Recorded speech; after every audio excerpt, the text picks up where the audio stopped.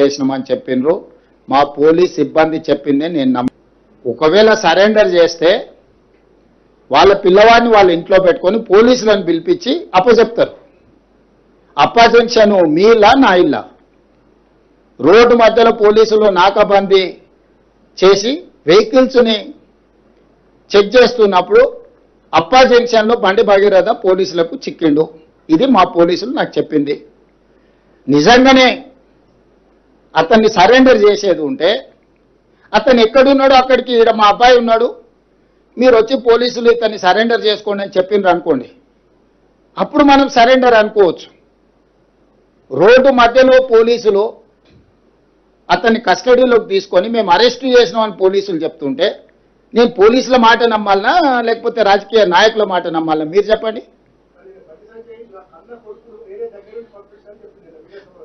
నేను అనేది ఏంటంటే అతను దగ్గరుండే పంపించి ఉండొచ్చు, నేను దగ్గర ఉన్నాడా లేడా అనేది నేను గవా కాదు. అతను ఏం చెప్తే అదే నిజం.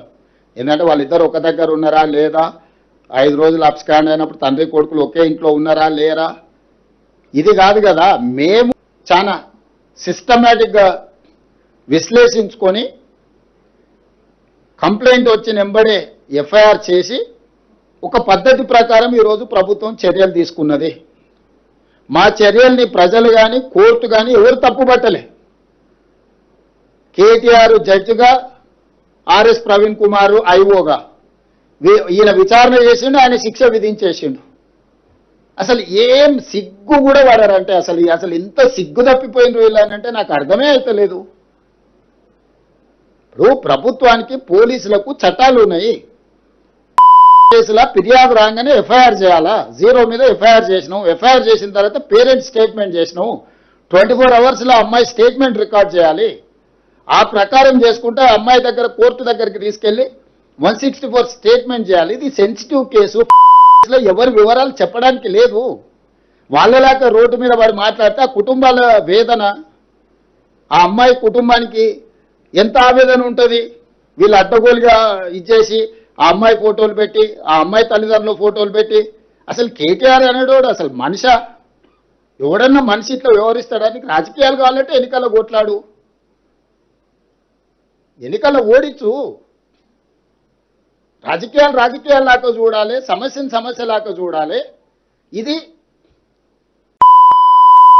సంబంధించిన ఇష్యూ, దీంట్లో రాజకీయాలకు ఎందుకు? ప్రభుత్వం ఒక పద్ధతిలో చర్యలు తీసుకుంటున్నప్పుడు అందరినీ ఇందులోనే దీంతోనే మొత్తం ఒక మైనర్ అమ్మాయిని అడ్డం పెట్టుకొని రాజకీయంగా ఏదో సాధించినామని ఈ శాడిజం ఏంది? ఇది శాడిస్టిక్ ప్లెజర్ కాదా? క్యూ న్యూస్ లో వీడియో ఎడిటర్లు కావాలను. మీడియా రంగంలో మీ టాలెంట్ కు ఇది సరైన వేదిక. 3 నుండి 4 సంవత్సరాల ఎక్స్పీరియన్స్ ఉండి Photoshop, Premiere Pro, After Effects లో నైపుణ్యం ఉన్నవారు కావాలను. ఫ్రెషర్స్ కూడా అవకాశాలున్నాయి. ఆసక్తి ఉన్నవారు వెంటనే సంప్రదించండి. 8143001981.